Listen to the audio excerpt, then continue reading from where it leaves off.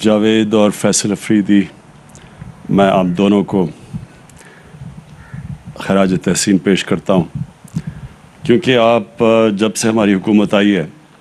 آپ نے شروع سے ہی ہمیں اس چیز کا احساس دلوایا کہ اگر پاکستان نے انڈسٹریلائز ہونا ہے تو ہمارا جو سب سے بہترین ایلائے ہے وہ چائنا ہے،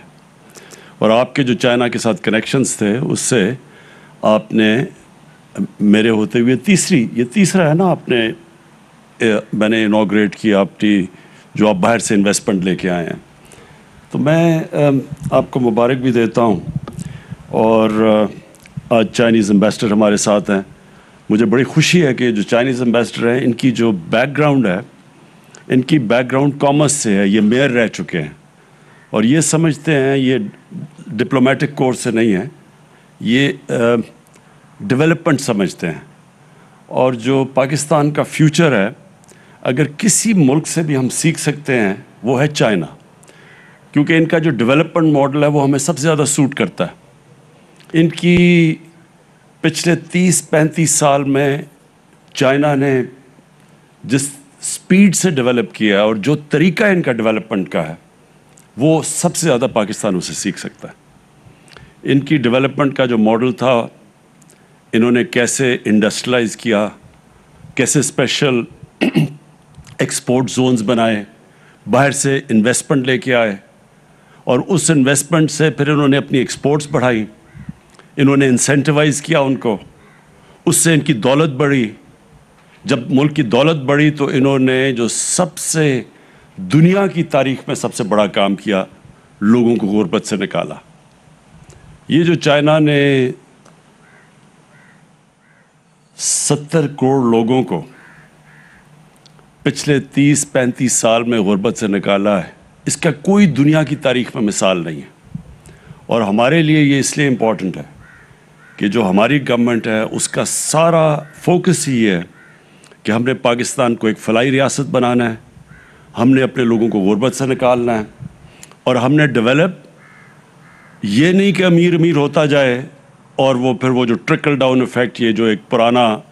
ایک نیو لبرل تھیوری تھی ڈیولپمنٹ کی، ہم اس میں نہیں بلیو کرتے بلکہ ان کی تھیوری میں بلیو کرتے ہیں کہ جب آپ نیچے سے لوگوں کو اوپر اٹھاتے ہیں تو تب اصل میں ڈیولپمنٹ ہوتی ہے، اور انہوں نے ثابت کیا۔ اور دنیا کی میں سب سے تیزی سے آج اگر ایک کوئی ملک آگے بڑھ رہا ہے وہ چائنا ہے، تو ہمیں ان سے صرف یہی نہیں کہ ہم ان سے جو ہم چاہتے ہیں کہ ری لوکیشن ہو چائنیز انڈسٹری کی پاکستان میں، اسپیشل اکنامک زونز ہم نے بنائے ہیں، رشا کئی اور تین چار اور جو ہمارے زونز ہیں، ہماری پوری کوشش یہ ہے کہ ادھر چائنیز انڈسٹری کو ہم اٹریکٹ کریں، ان کو ری لوکیٹ کروائیں، اور ادھر سے پھر کوشش کریں کہ وہ پھر ایکسپورٹس بھی یہاں سے کریں پاکستان سے۔ ویتنام میں جو چائنیز انڈسٹری نے ری لوکیٹ کیا اور جو ایکسپورٹس، وہ بہت بڑا ایک ویتنام کی ایکسپورٹس کا حصہ بن چکا ہے۔ ہمارا جو سب سے بڑا مسئلہ یہ ہے کہ ہماری پچھلے 50 سال سے حکومتوں نے کوشش ہی نہیں کی ایکسپورٹس بڑھانے کی، لہٰذا جو ہمیں IMF کے پاس کیوں جانا پڑتا ہے؟ کیونکہ ہماری امپورٹس بڑھ جاتی ہیں، ہماری ایکسپورٹس کم ہوتی ہیں، جو خسارہ ہوتا ہے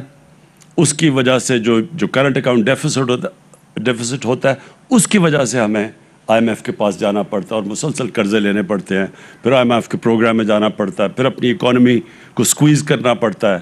جس کی وجہ سے لوگوں کے اوپر مشکلات آتی ہیں۔ اور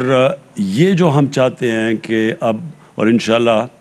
چائنیز کے ساتھ ہم بیٹھ کے پوری پروگرام کریں گے کیسے ہم اپنی ایکسپورٹ بڑھا سکتے ہیں شروع میں، اور اب اللہ کا شکر ہے پاکستان میں بڑا پوٹینشیل ہے، ہم جن چیزوں پہ کام کر رہے ہیں اب انشاءاللہ ایک ٹائم لیگ کے بعد ہماری ایکسپورٹس بڑھیں گی، لیکن شارٹ ٹرم میں ہم چائنیز سے پوری ہیلپ لیں گے۔ تو ایک تو انڈسٹری کے اندر، دوسری ایگریکلچر، پاکستان ایک ایگریکلچر ملک ہے، اور یہاں جو ہماری پروڈکٹیوٹی ایگریکلچر کی وہ بدقسمتی سے بہت ہی نیچے ہے، اس کے اوپر کبھی کسی نے توجہ نہیں دی۔ تو چائنیز کے ساتھ ہم مل کے ابھی سے پروگرام بنا رہے ہیں کیسے ہم اپنی سیڈ ڈیولپمنٹ کر سکتے ہیں، کیسے اپنی پروڈکٹیوٹی بڑھا سکتے ہیں، ان کے پاس جو ٹیکنیکس ہیں اور جو انہوں نے کیے ہیں وہ انشاءاللہ ان سے ہمارا پورا کوآپریشن، اور سی پیک کا جو اس کا اگلا حصہ آ رہا ہے اس کے اندر ایگریکلچر بھی شامل ہے۔ میں آپ کو جے ڈبلیو اور یہ جو ایم جی کا آپ نے آج یہ کیا ہے، کانٹریکٹ کیا ہے ان کے ساتھ، اور یہ جو آپ گاڑیاں پروڈیوس انشاءاللہ مارچ میں غالباً آپ کرنا شروع کریں گے، تو یہ اس لیے اچھا ہے پاکستان میں کہ اس کے جو ایفیکٹس جائیں گے ساری اکانومی کے اندر۔ آٹوموبیل انڈسٹری ایسی ہے کہ جس کی ریپل ایفیکٹ ساری اکانومی میں جاتے ہیں، صرف ایک ہی نہیں کہ ایک سیکشن گرو کرتا ہے بلکہ روزگار لوگوں کو دیتے ہیں، اس سے اسکل ڈیولپمنٹ ہوتی ہے، اس سے پوری ڈاؤن دا لائن ساری جو کنیکٹڈ انڈسٹریز ہیں، جو آٹو پارٹس ہیں، سب کچھ ڈیولپ ہوتا ہے۔ تو یہ آپ نے بڑا زبردست کام کیا، میں پھر سے مبارک آپ کو دیتا ہوں، اور میں یہی امید رکھتا ہوں کہ ہم اور اب جوائنٹ وینچرز کریں گے چائنیز کمپنیز کے ساتھ، تاکہ ہم اور ان کو اٹریکٹ کریں پاکستان میں۔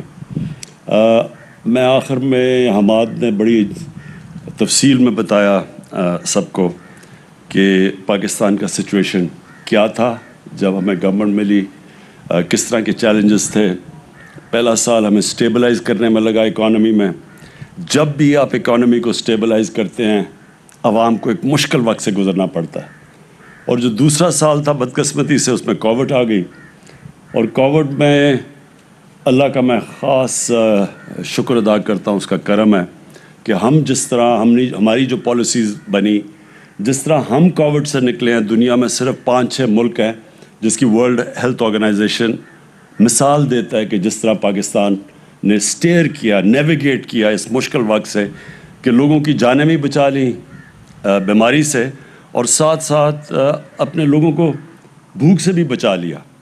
امریکہ جیسے ملک کے اندر لائنیں لگی ہوئی ہیں لوگوں کی کھانا لینے کے لیے، ہمارے سے بہت امیر ملک، ادھر جو ان ملکوں کے اندر غریب لوگوں کا حال ہے،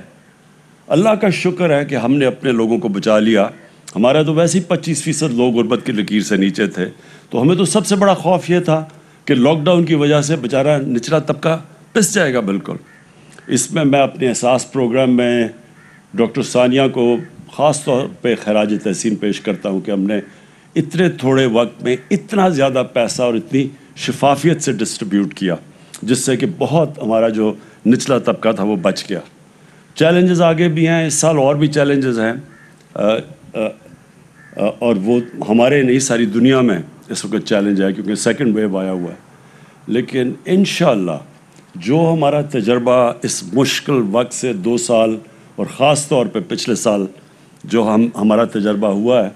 انشاءاللہ ہم اب تیار ہیں ہر قسم کا چیلنج فیس کرنے کے لیے۔ یہ جو 2021 ہے،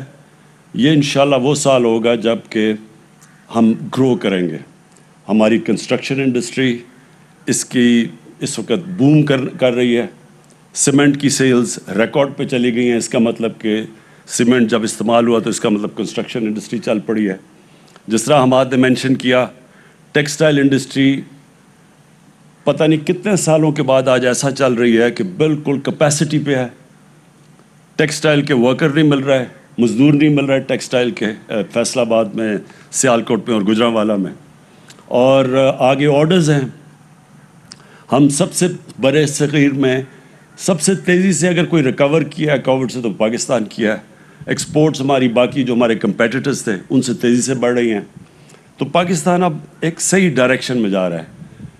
یہ جو سال ہے ہمارا 2021 کا، اس میں ہماری جو پالیسی ہے بڑی سمپل ہے۔ ہم نے بزنس فرینڈلی پالیسیز بنانی ہیں،